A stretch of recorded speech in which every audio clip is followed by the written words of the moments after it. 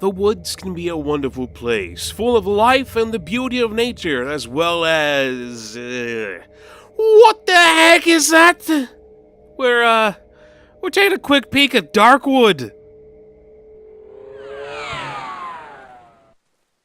Darkwood is a top-down, free-roaming survival horror game developed by Acid Wizard Studio that pits players against the twisted nightmares of an all-consuming forest. After spending around 4 years in Steam's early access program, the developers did their best to release a challenging product that tests both your gaming skills as well as how well you stand up to horror.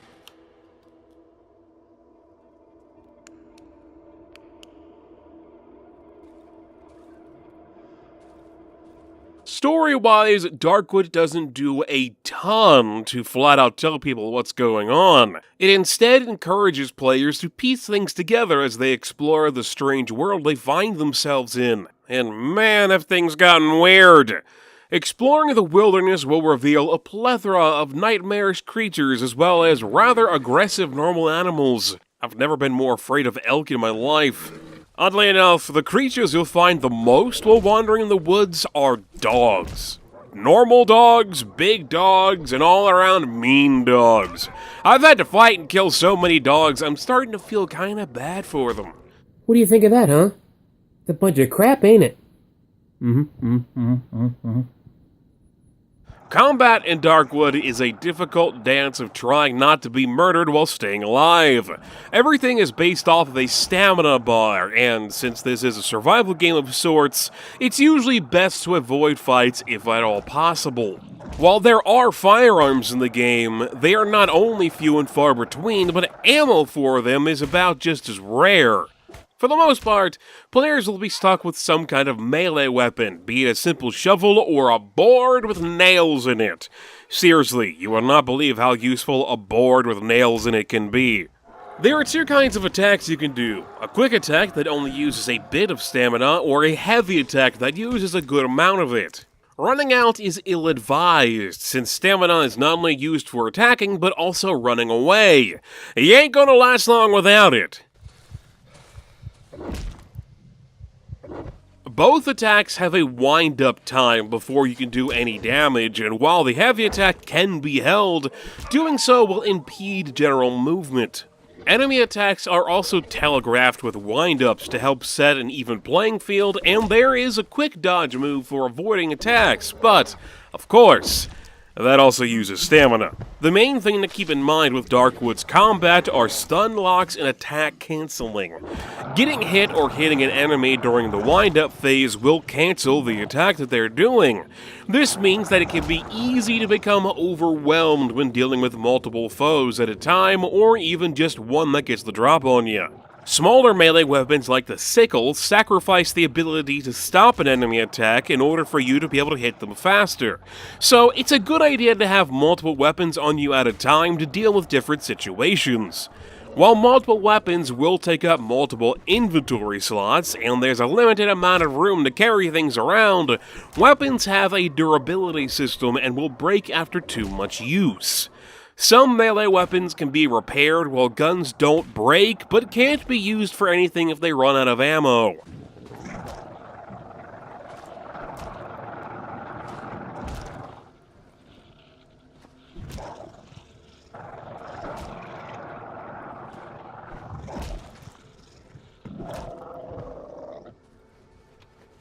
The game does have a crafting system, and players can make some simple things like bandages while exploring, but for anything complex, you're going to need a workbench. Each area of the woods has a hideout building, complete with a workbench and stove. Workbenches are the main crafting area in Darkwood, where you can make anything from Molotov cocktails to bear traps, and even guns if you have the right parts. They can also be used to fix and upgrade weapons depending upon the level of the workbench itself. Upgrading a workbench is rather important, since it not only unlocks more things to craft, but also lets you stack on more upgrades to weapons that can have them. Wherever the bench is in a hideout is the most important room in the building. You see, Darkwood has a day and night system where players can freely explore to their heart's content during the day, but really don't want to be out at night.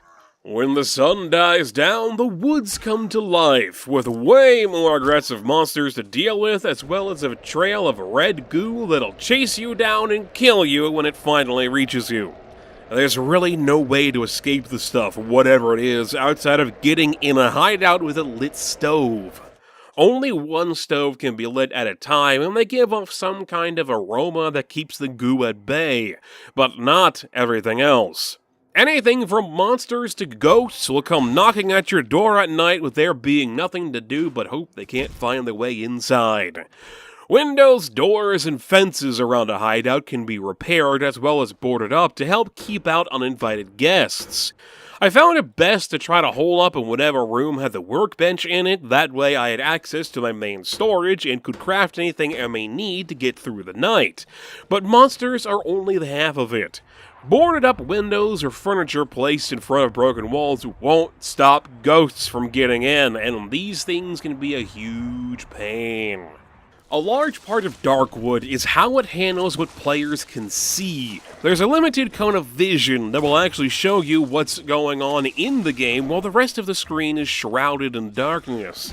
The game plays with this concept pretty well, presenting dark areas as what they would be perceived to be, only for them to be something different when actually looking at them. During combat, enemies can dash in and out of sight, meaning it's as important to keep your ears open as it is your eyes, since any kind of noise can give them away.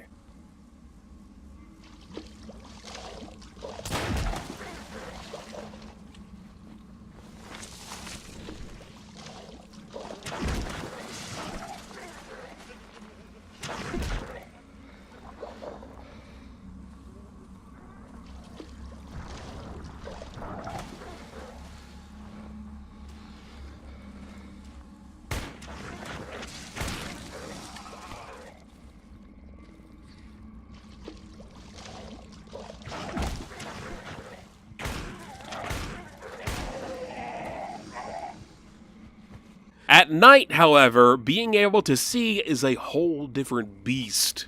Players can craft torches and lanterns to help them see better in dark areas, while hideouts have lamps that can light up a room when turned on.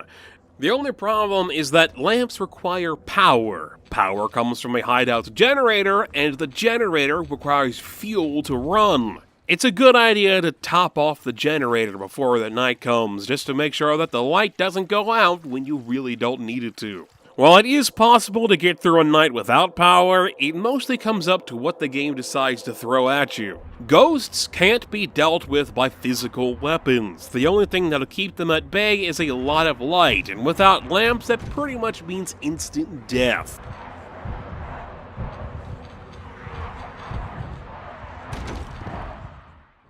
Darkwood also likes to just mess around with things at night by moving furniture for no reason, as well as short-circuiting lamps, making it more difficult to stay in the light. All of this is just another reason why I found it best to build up my defenses and stay put in one room. And while nighttime adds some dynamics to the game with the risk and reward of trying to do as much as possible in a day and then get back to the hideout before nightfall, it can also be rather annoying. Ever since being trapped within the woods, the main character has no need to eat, sleep, or drink, so there's no way to just sleep through the night until morning. Early on, enemies are much easier to deal with, and there were many uneventful nights. Regardless of what may or may not attack you, you still have to stay in the hideout till sunrise or else be killed by the goo. And it will kill you. There's no escaping the stuff. Thankfully, I quickly picked up a watch from a trader, so I had some indication as to what time it was, which was helpful for getting back to the hideout on time, as well as letting me know how close it was to 8 a.m. for the night to finally end. Surviving nights is rather important, since it will earn you reputation with Darkwood's main trader. Traders don't work with money, but instead reputation, so it's important to have as much of it as you can get. Different hideouts will give different values of reputation depending on how difficult the area of the game you're in is, and items have different reputation values associated with them for selling. The main thing to keep in mind is that both you and vendors have limited storage, meaning you can't buy anything if you don't have somewhere to put it, and you can't sell stuff if they're full. Besides the morning trader, there are other vendors to be found throughout the game, each focusing on specific items, like weapons or electronics, and not everyone will accept every item in trade. Thankfully, no one will accept important quest items, so there's no way to end up in a situation where you can't continue the game. The main goal of Darkwood is simply to escape, but how you go about doing that is kind of up to you. There are multiple side quests and main quests, as well as tons of areas to explore at your own risk. The main thing to keep in mind is that completing some quests will lock you out of others and cause different things to happen, and there are multiple endings to the game, which helps with a bit of replayability. What else helps replayability is how the game builds its world. There will always be the same locations in every new game of Darkwood, but where those locations will be is scrambled every time you start a new game. Buildings will be in different areas as well as loot scattered throughout the game. You can't rely on buildings being in the exact same place, nor the same loot being where you found it before. Darkwood doesn't have a normal map either. Bringing up the map screen will show you the general layout of each area, as well as specific locations or points of interest you found while walking around the woods, but nothing states exactly where you are. The most you get is that a marked location will glow red if you happen to be near it, but the only way to know exactly where you are is to rip off part of your body and throw it on the ground. The game never says what body part it is, so I hope it's nothing important. Being able to see where you are on the map is an active ability that can be unlocked by injecting essence at a hideout stove. Cooking mushrooms and odd meat will slowly fill up a dose of essence, but there is a catch. Injecting the stuff is basically leveling up, and every time you do so, you could pick from a list of active and passive abilities, depending upon what level you're at. Each level, however, requires that you choose a negative upgrade as well as a positive one, and there's a limited amount of levels, so there's no way to upgrade everything at once. Active upgrades are limited to one use per day, so it's best to really be sure you want to use them before doing so. Overall, Darkwood is a difficult and unforgiving game, but I found myself getting more out of it the more I put into it. Uncovering the secrets and lore of the place is always interesting, as there are some really weird characters and events to come across. Trying to maximize how I used my time during the day, as well as strategizing different defenses for night, kept me hooked, even though it took a while for me to really figure out how the game wanted me to play it. Being overly aggressive is only a recipe to get killed, which is problematic depending upon what difficulty the game is set to. On lower difficulties, dying only means that players will respawn back at their hideout, losing both time as well as some of their inventory, but they can go recover what they've lost just by going back to it and picking it up.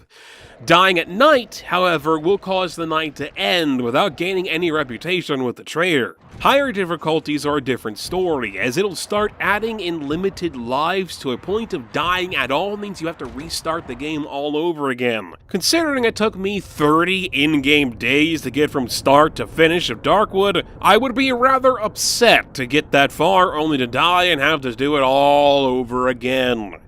Outside of managing survival, the game just has a great atmosphere while walking around the woods. The slightest rustle of leaves or snap of a twig was enough to make me second-guess my choices, since I never really knew what all was out there or whether or not it was me making the noise or something far more sinister. Even at the best of times, it's easy to make the slightest mistake for enemies to capitalize on, making exploring new areas a rather tense experience.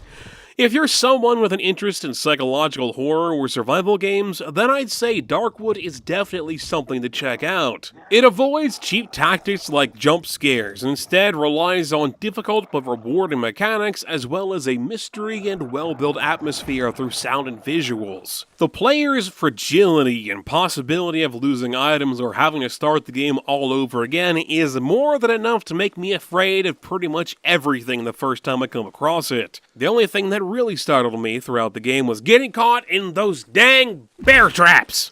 Every time that I think that I'm far enough away not to get hit by it, snap, there it is. Thanks for watching. Please let me know what you think about this game or the video in the comment section. I've been MegapieMan, and I'll talk to you guys later. Want to see more quick peeks? Click on the video on the left for Warhammer Space Wolf, a turn-based tactics game with card mechanics. Or click on the video on the right for Shadowhand, a mix of solitaire and RPG.